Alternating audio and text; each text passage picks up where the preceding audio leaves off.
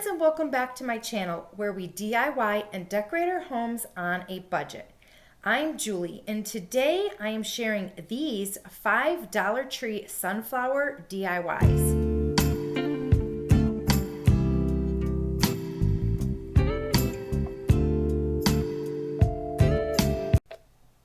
You are going to need one of these kids' puzzles. I am just using it for the wooden back because that's all I can find at my Dollar Tree.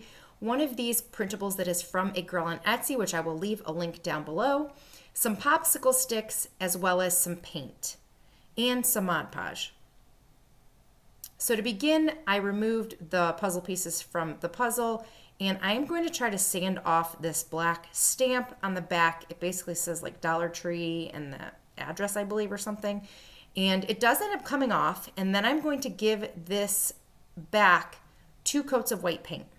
Now, while that's drying, I cut all the tips of the popsicle sticks off because I just want them to be squared. I don't want the rounded edges. And I'm going to give each one of them a coat of black chalk paint. And you do want to make sure that you paint the sides of the puzzle piece, but obviously only one side, like the top or the bottom of the puzzle, why am I saying puzzle, of the popsicle stick actually needs to be painted black. And now everything is dry, so we are ready to Mod Podge this fall market sign onto the wooden board. And I'm just going to cover the entire thing after I remove the dog hair with one thin coat of Mod Podge. And it is important that you get a thin coat because otherwise you're going to get bubbles and you don't want the paper to tear because you have too much glue.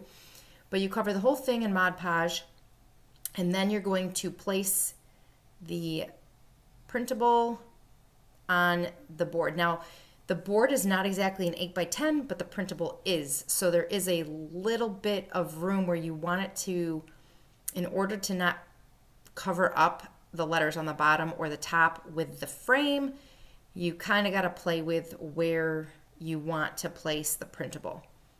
And then once that's dry completely, then I am going to go and give a coat of Mod Podge on the top of it. This seals it in and makes it protected. It's like a protected. You could also spray it with a clear coat if you wanted, but the Mod Podge is just easy. And like I said, this doesn't fit exactly, so once this dries, I'm going to sand off that little bit of overhang. Now, I recommend you start with putting your first popsicle stick over the M. That's the one that's closest to the edge. Like I said, it's not exactly an 8x10 print, so it doesn't exactly fit perfectly. So there is going to be a little bit of overhang with our popsicle stick frame.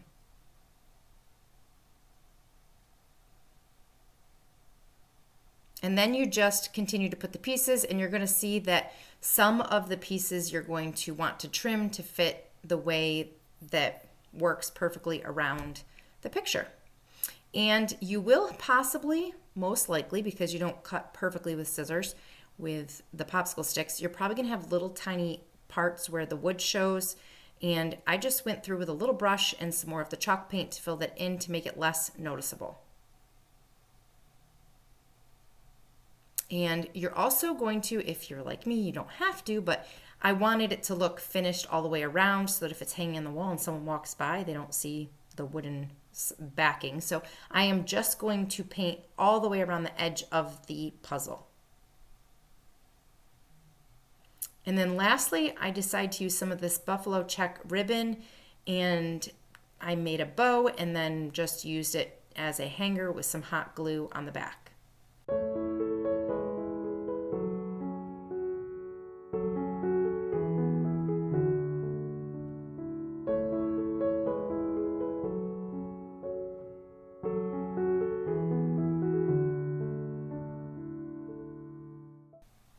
Next, you're going to need some of these Dollar Tree sunflowers, as well as one of the Dollar Tree birdhouses.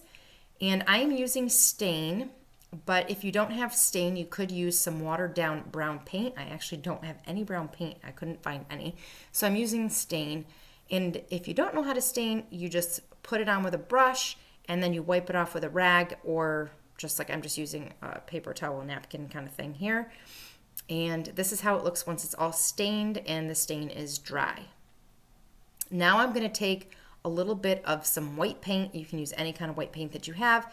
And I'm going to dry brush on some of the white paint. So it's going to look kind of uneven, kind of like a rustic, imperfect looking wooden, like it's aged basically, is kind of what I'm going for. And I'm going to cover the whole base part of the birdhouse, leaving the roof. And you can see how imperfect and how some spaces have more paint and some have less. And then to get up in the little nooks and crannies under the roof, as well as get closer to the edge, I'm using a smaller paintbrush for that. And then I'm going to take some of this gray chalk paint and I'm going to really dry brush, like I barely want any paint on the brush. And I'm just going to kind of go over the roof with this. I just don't want it to look new. I want it to look aged, and I think adding a little bit of gray to the top gives it that effect.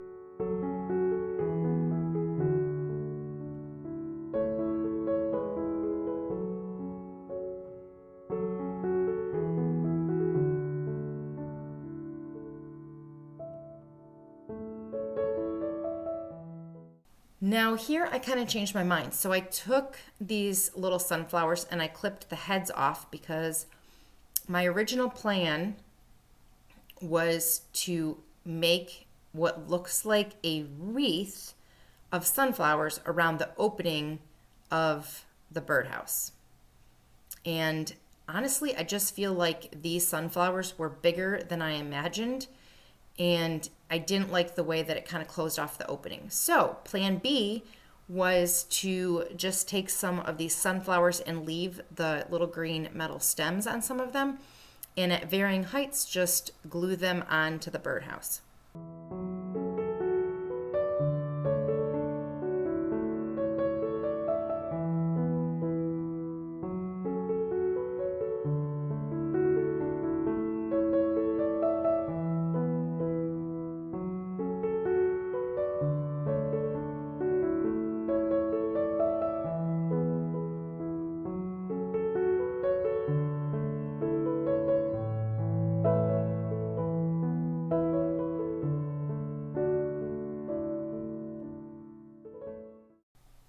If you are enjoying these DIYs, please give this video a thumbs up. I would love to have you subscribe to my channel, and you can also find me over on Instagram at Magpie Designs by Julie.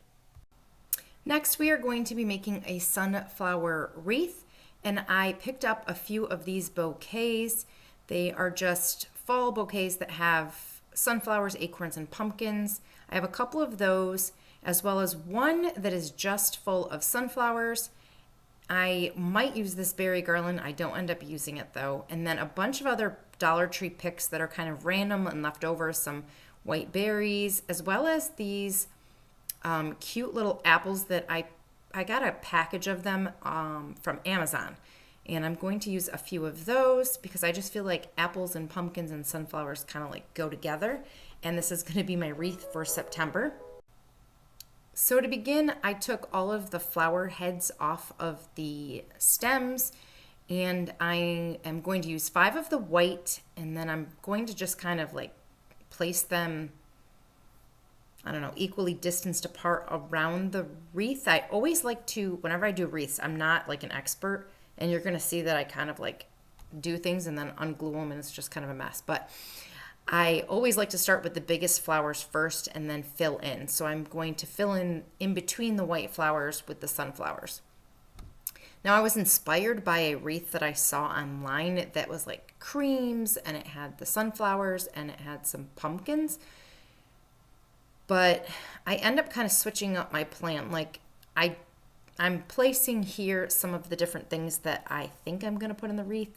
And I normally like wispy wreaths where like little pieces kind of wisp off the edges. And I really liked the white berries. That was from a pick from the Dollar Tree as well. But I'm like really trying to figure out where to place them. I always place everything on my wreath before I glue anything, because if I just start gluing, I'm not going to like it. So Here it is after the flowers and the white berries are glued. And now I'm just placing where I think I want the apples and the pumpkins. And I'm kind of showing you here that I'm about to pull out these white wispy floral picks. I don't really know what they're called, but I end up totally taking those out. So is what I did with the apples to turn them into a pick, because they didn't come that way, is I just took one of these stems that I used from the sunflowers and clipped it and then stuck the apple on the top of it and left the leaves because it gave it kind of a filler around the apples.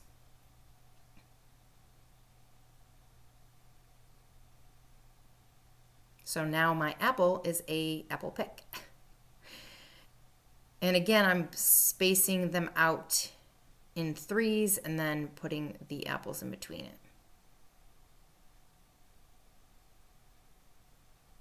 And I end up not even using these green ones. And like I said, I glued the wispy things in, and then you'll see right here, I took them out.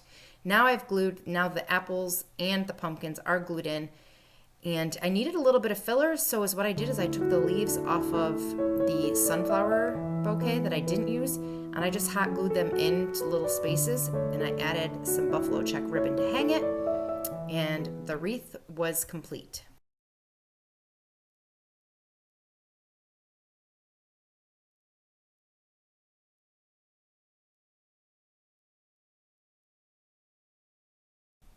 For this DIY, you're going to need one of these photo boxes, and I'm just going to disassemble. I don't need the paw, and I'm going to take off this little wooden cube, but I am going to keep it. I do remove all the glue and stuff, but I do need to keep it.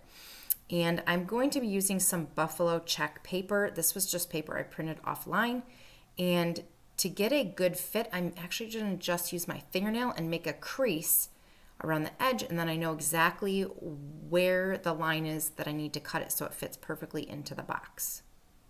This one you could not remove the back, so this was the way I had to do it. And then I'm just going to use some glue, a glue stick actually, and put it in the frame and smooth it all out. Now I did pick up one of these Farm Fresh calendars, and I happened to get lucky, and there's a sunflower, honey, bees, and flowers. No, it's honeybees and, yeah, it is flowers. And this size was perfect. So I'm using the example calendar on the back, just the picture part. I cut it out. It has honey, and it has acorns, it has greenery. It's perfect. And this cardboard piece was actually inside the calendar. It's what it comes with to keep it sturdy. And I'm going to be using it to cut out and use as the back of this piece of paper to give it a little bit more sturdiness, I guess you would say. And then I'm just going to hot glue that cube back in the middle and then put this sign on, and voila, the DIY is done.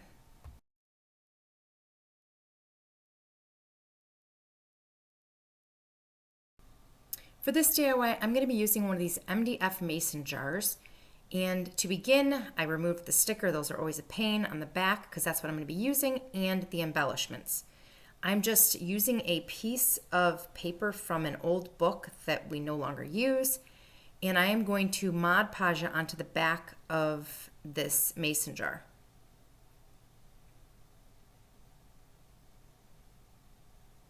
And I'm kind of wanting it positioned so that I'm getting a lot of words and not a lot of space. And then I also am pushing around all the edges because I want to make sure it's a really good, nice seam on the edge, because I'm going to do this once it's dry, and I'm going to sand it off so that I get a perfectly nicely finished edge.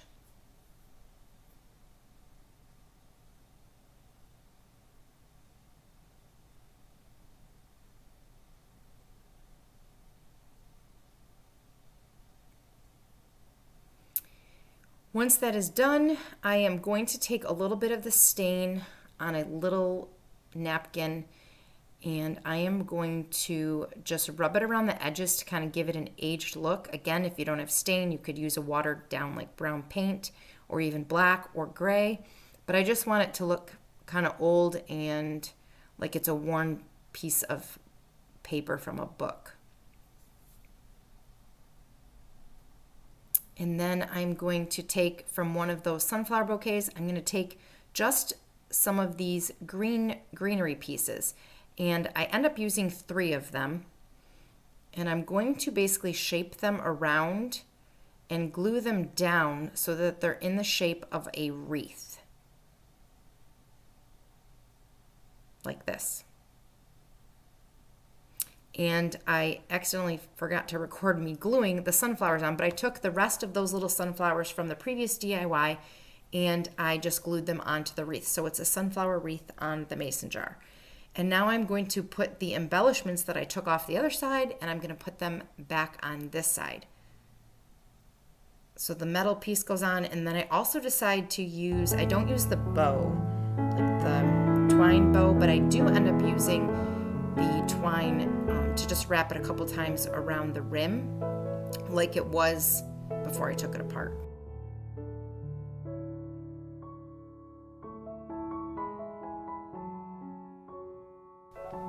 Let me know down in the comments which one of these DIYs was your favorite, and if you're looking for more fall inspiration, check out these videos here, and I will see you in the next video. Bye!